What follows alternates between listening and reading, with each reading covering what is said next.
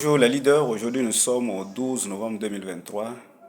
Nous allons présenter le principe général de la lutte préventive et la loi de cause à effet. C'est la loi de cause à effet donc, qui comporte aussi la loi d'airain. Pour toute lutte préventive, il faut maîtriser la règle de la cause à effet. Et la règle de la cause à effet comporte quatre étapes.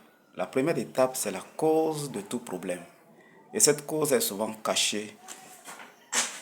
La deuxième étape, c'est la forme d'apparition, la forme d'expression de cette cause. Donc la forme peut être multiple. Et le troisième niveau donc, de cette règle, c'est la loi d'airain. Donc la loi d'airain, c'est la loi cachée, c'est le Rubicon à ne pas franchir, c'est l'interdit. Et enfin, il y a l'effet qui est le symptôme dans le cas des maladies. Donc cette règle générale de cause à effet permet de dégager le principe général de la lutte préventive. Donc la lutte préventive consiste simplement à déterminer la loi d'airain. Et une fois la loi d'airain connue, en l'observant, donc en observant l'interdit, donc ça permet d'éviter systématiquement la cause. Donc on met hors d'état de nuire toutes sortes de problèmes, toutes sortes de crises. Donc voilà le principe général de la lutte préventive. Nous pouvons donc utiliser ce principe général de la lutte préventive dans le cas d'espèces de notre lutte, la lutte contre le cancer. Quelle est justement la cause générale des cancers? Donc la cause générale des cancers, comme beaucoup de chercheurs ont su le prouver, depuis plus de 52 ans, le docteur Hammer et l'Université de Vienne avaient déjà évoqué le stress comme l'une des causes majeures des cancers.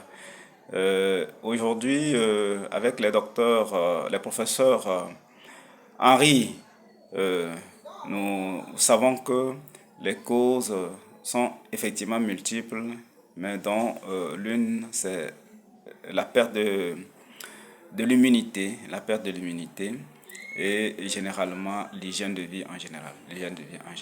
Donc, qu'est-ce qui apparemment derrière cette cause-là reste la loi d'airain que des hommes ont dû pécher contre. Donc il s'agit de la loi du rythme. La vie est rythmée, la vie respecte une norme de rythme, de périodicité.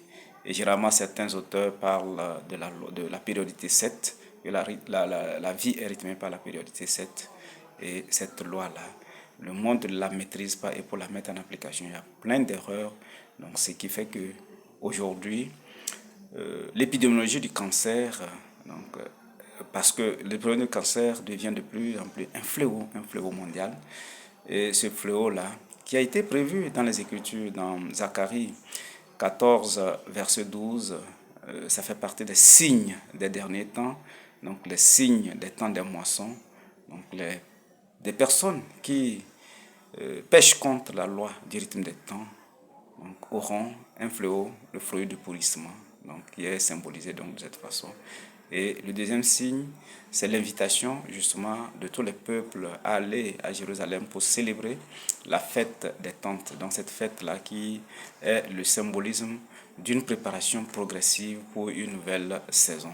Donc aujourd'hui, Sa Majesté le Baobab africain, de par sa compétence de santé préventive, de technicien supérieur du génie sanitaire, donc la santé préventive, a fait des recherches et a pu trouver justement la loi de cause à effet, publiée donc dans son premier livre, le manifeste du nouveau David.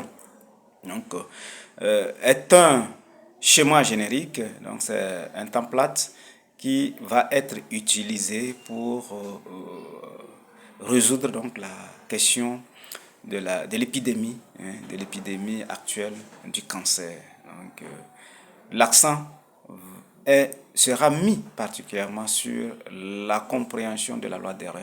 Et cette loi des reins, dans la Bible, dans le livre des Nombres, chapitre 21, à partir des versets 4 au verset 9, Dieu se manifeste au peuple d'Israël dans le désert par une morsure de serpent brûlant. Et la solution, c'est de se faire fabriquer un serpent d'airain et de le mettre sur une hampe pour que toute personne qui sera mordue par les serpents regarde vers cette potence, cette hampe portant le serpent d'airain pour être soulagé, pour être guéri.